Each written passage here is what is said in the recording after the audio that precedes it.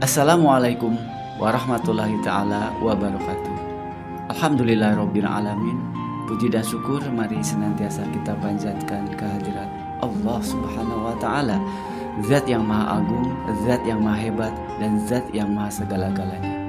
Selawat dan salam semoga tercurah kepada junjungan kita Nabi besar Muhammad Sallallahu Alaihi Wasallam, kepada seluruh ahli keluarganya, kepada para sahabat-sahabatnya, kepada para tabi'in, tabi'ut tabi'in, ulama amilin, sehinggalah kepada kita umatnya di akhir zaman. Saudara-saudari yang dikasihi sekalian, alhamdulillah kita dapat berjumpa kembali di channel Al-Ihya Peduli Hati. Dan seperti mana janji kami pada video sebelumnya, kita akan melanjutkan pembahasan dan membacakan buku Mengenal Diri Melalui Rasa Hati. Moga-moga kita diberi peluang oleh Allah Subhanahu wa taala untuk bisa mengenal diri melalui rasa hati, melalui buku Mengenal Diri ini, yang mana insya Allah buku ini akan meng-guide kita, menuntun kita untuk kita bisa mengenal diri sendiri, dan mudah-mudahan kita bisa mengenal Allah Subhanahu wa taala. Baik, tidak perlu berlama-lama lagi, kita lanjutkan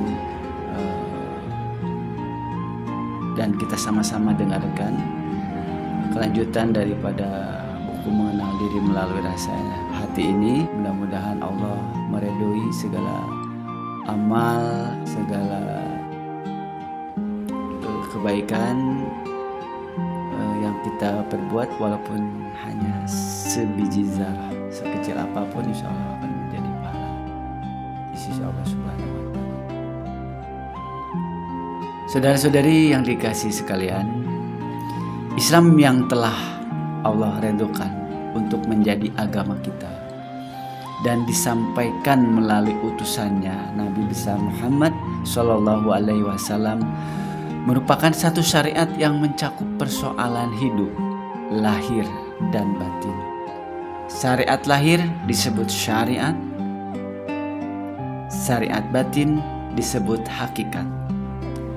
Hal itu sangat sesuai dengan struktur kejadian manusia itu sendiri, yang merupakan kombinasi antara jasad lahir dan jasad batin. Jasad lahir adalah semua anggota tubuh kita yang nampak, yang terlihat dengan mata. Sedangkan jasad batin adalah jasad goib yang menggerakkan seluruh anggota lahir. Jasad batin dapat merasa, mengingat, memikirkan, mengetahui, memahami segala sesuatu yang terjadi di dalam diri kita masing-masing. Allah Subhanahu wa taala menetapkan bahwa syariat lahir untuk diamalkan oleh jasad lahir, sedangkan syariat batin untuk diamalkan oleh jasad batin, yaitu ruh. Sesuai dengan keadaan lahir batin kita yang saling berkaitan erat tanpa terpisah-pisah, maka begitu pula amalan lahir dan batin wajib dilaksanakan secara bersama-sama di setiap waktu dan keadaan. Kalau kita membeda-bedakan atau menolak salah satu dari amalan itu, maka kita tidak mungkin menjadi hamba Allah yang sebenarnya. Sebab Islam memandang syariat itu sebagai kulit, sedangkan hakikat itu adalah intipati atau daging. Kedua-duanya sama-sama penting dan saling memerlukan, ibarat kulit dan isi pada buah-buahan. Keduanya mesti ada satu kesatuan, kesempurnaan wujud buah itu sendiri. Tanpa kulit, isi tidak selamat. Malah isi tidak mungkin ada kalau kulit tidak ada. Sebaliknya, tanpa isi, kulit tidak akan berarti apa-apa. Sebab buah yang dimakan adalah isinya, bukan kulitnya. Begitu juga hubungan syariat dan hakikat.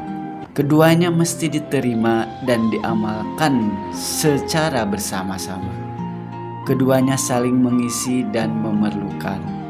Kalau kita bersyariat saja atau berfikih saja, artinya berkulit saja tanpa isi, itu tidak membawa arti apa-apa di sisi Allah Subhanahu wa Ta'ala. Sabda Rasulullah Shallallahu Alaihi Wasallam yang artinya, Allah tidak memandang rupa dan harta kamu, tetapi Allah memandang hati dan amalan kamu.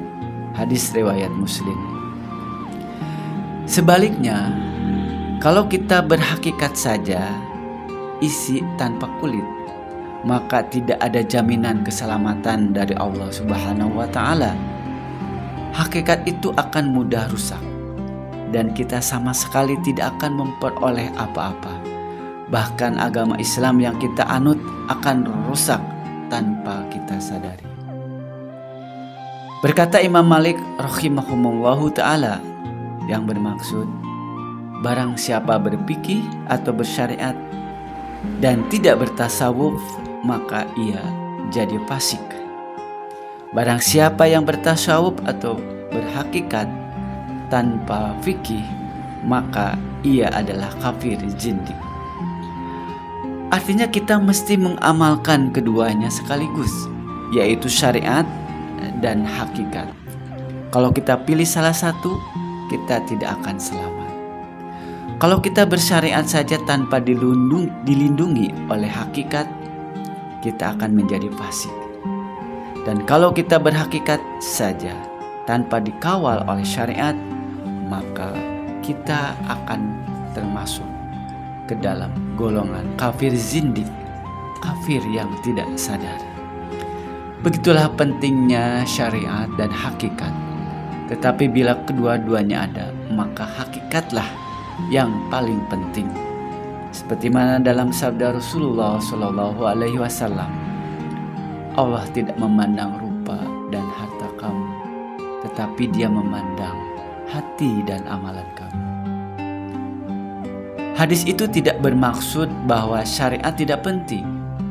Bahkan syariat juga adalah hukum-hukum fardu yang wajib diamalkan oleh seluruh umat Islam. Hanya saja dalam keadaan kedua-duanya diamalkan, syariat dan hakikat, Allah memberi keutamaan kepada amalan hakikat, amalan batin. Perbandingannya seperti antara kulit dan isi buah. Kedua-duanya sama penting, tetapi manusia memberi keutamaan pada isi sebab bisa dimakan. Begitulah peranan hakikat. Peranannya menentukan berakhlak atau tidaknya seorang manusia kepada Allah dan kepada sesama manusia. Orang yang kuat amalan batinnya atau tinggi pencapaian tasawufnya adalah orang yang hatinya selalu dekat dengan Allah. Ia senantiasa merasakan kebesaran Allah dibandingkan dirinya yang maha lemah dan senantiasa memerlukan pertolongan Allah. Ia sangat beradab dengan Allah dan dapat mengorbankan dunia untuk Tuhannya. Ia juga mampu mengasihi semua manusia, bersedia susah untuk manusia, dan akan menyelamatkan manusia dari tipuan dunia, nafsu, dan syaitan. Baik saudara-saudari sekalian yang dikasihi Allah Subhanahu wa Ta'ala, mudah-mudahan apa yang tadi dibacakan walaupun hanya sedikit, insya Allah akan memberi kesan kepada diri kita, khususnya kepada diri saya, karena amalan hakikat ini adalah amalan batin. Allah akan memandang, Allah akan melihat hakikat kita. Itu saja yang bisa disampaikan. Wabillahi hidayah wa taufiq. Wassalamualaikum warahmatullahi taala wabarakatuh.